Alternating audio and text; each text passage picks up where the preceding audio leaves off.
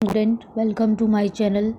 बेटा आज डेट है आपकी 2 अक्टूबर और क्लास 10th के लिए मैथ्स की वर्कशीट आई है, वर्कशीट नंबर 39।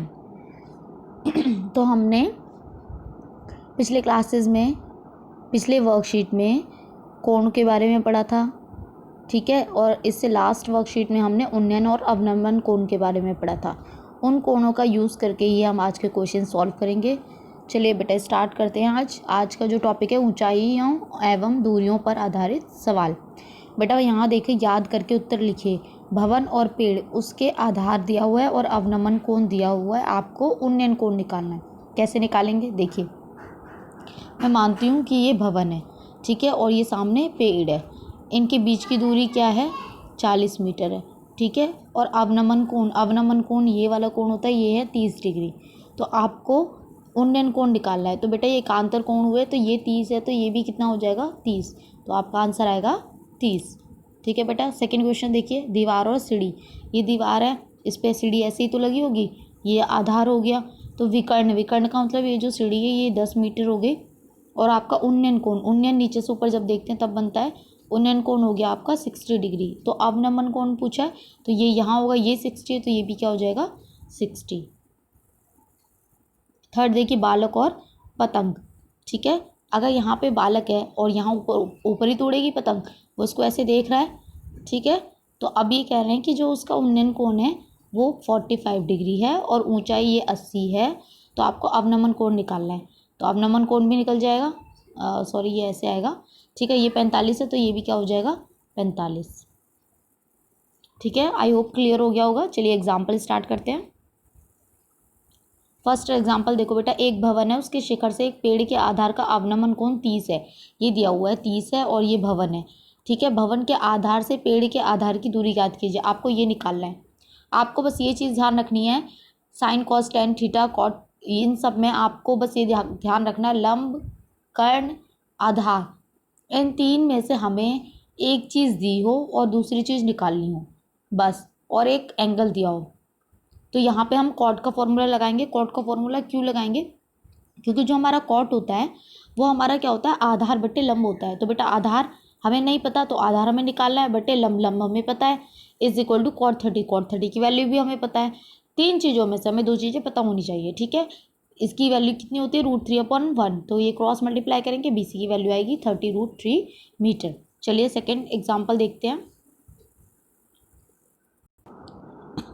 सेकेंड एग्जाम्पल देखते हैं। एक 80 मीटर चौड़ी सड़क पर दोनों किनारों पर आमने सामने ऊंचाई वाले दो खंभे हैं। ये देखिए, ये आपकी सड़क हो गई और ये दो खंभे हो गए, ठीक है। दोनों खंभों के बीच रोड पर स्थित एक बिंदु का उन्नयन कोण 60 है और एक का 30। ये एक उन्नयन कोण 60 और दूसरा कितना है? 30। खंभों की ऊंचाई तथा उस बिंदु के खंभों की दूरी, ये आपको दूरी निकालनी है। तो दूरी कैसे निकालेंगे बेटा? हम सबसे पहले क्या करेंगे, इसको x मान लेंगे, ठीक है। और ये कितना हो जाएगा? 80 माइनस एक्स, क्योंकि टोटल कितना है? 80, और ये हो जाएगा 80 माइनस एक्स। हम एक बार ये वाला ट्राइंगल लेंगे, दूसरी बार ये वाला ट्राइंगल लेंगे। चलिए स्टार्ट करते हैं। ABO ट्राइंगल, ABO में क्या किया है हमने? AB अपॉन में BO, ठीक है। लंब बटे आधार, अब वो हमारा क्या होता है? लंब बटे आधार होता है हमारा 10, तो 10 60, ठीक है। तो ये हमारा h है, हमने h मान लिया क्योंकि हमें पता ही नहीं है उनकी हाइट। h/x, तो हमारा h आ गया x√3। अब ऐसे ही हम ये दूसरा वाला ट्राइंगल लेंगे CDO, इसमें भी यही होगा CD/DO, ठीक है। तो 10 30, क्योंकि 30 हमारा एंगल, तो h, और ये हमारा कितना था? मैंने अभी बताया था 80 माइनस एक्स, तो ये होता है 1/√3। आप क्रॉस मल्टीप्लाई करेंगे तो ये आपका आंसर ये आएगा। यहाँ देखिए ये आएगा, x की वैल्यू आएगी 20 मीटर। अब हमारा x 20 है, तो हमने x तो ये माना था ना, ये 20 है, तो ये कितना हुआ? 80 था टोटल, 80 में से 20 को माइनस कर देंगे, तो ये कितना आ जाएगा? 60, ठीक है। चलिए थर्ड क्वेश्चन देखते हैं।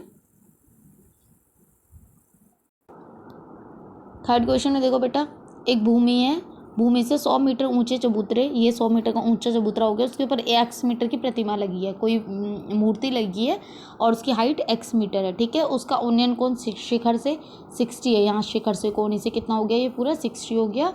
और उस बिंदु से चबूतरे का, ये चबूतरे का कितना हो गया? 45 हो गया। अब प्रतिमा की ऊंचाई ज्ञात करनी है, हमें ये निकालना है। अब हम कैसे निकालेंगे? देखिए पहले हम लेंगे ट्राइंगल ABC, ठीक है।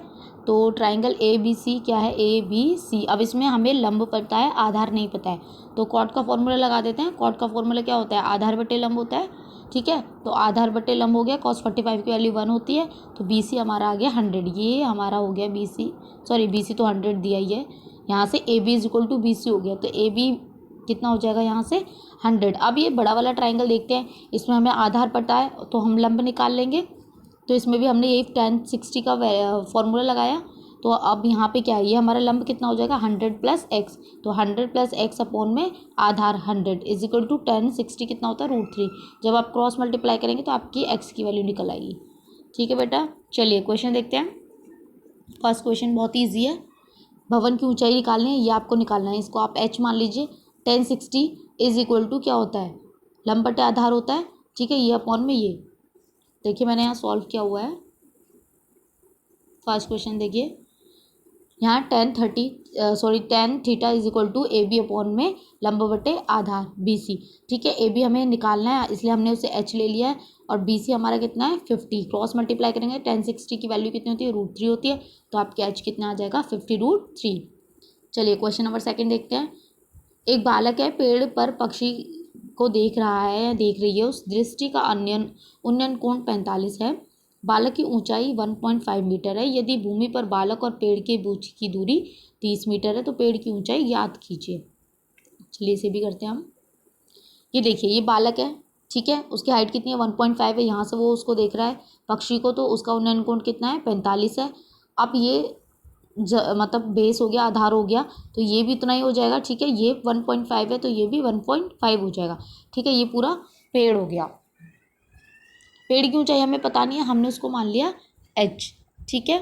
तो अब देखिए AD = BE, तो ये कितना हो जाएगा 1.5। AB = DE = 30। अब एक ट्राइंगल ले लीजिए, कौन सा ट्राइंगल, अब यहाँ देखिए यहाँ पर CE कितना होगा हमारा, CE टोटल कितना था h में से अगर मैं इसको कम कर दूँ तो मुझे CE मिल जाएगा, तो h - 1.5 ये हमारा CE हो गया।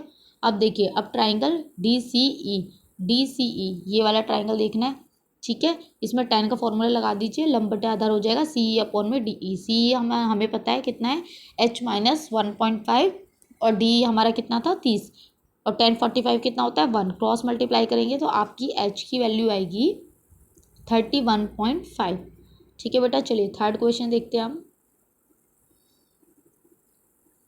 75 मीटर ऊंचे टावर से नीचे खड़ी कार का अवनमन कोण 30 डिग्री है।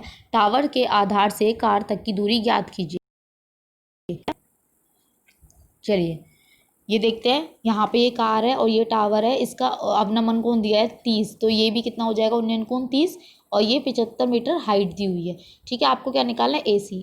ये तो बहुत ईजी है, हमने x मान लिया, इन दोनों के बीच की दूरी को हम x मान लेते हैं। tan θ का वैल्यू लगा दीजिए, लंब बटे आधार AB अपॉन में BC, तो AB हमारा कितना है 75 और BC हमने x मान लिया है, और tan 30 कितना होता है हमारा 1/√3।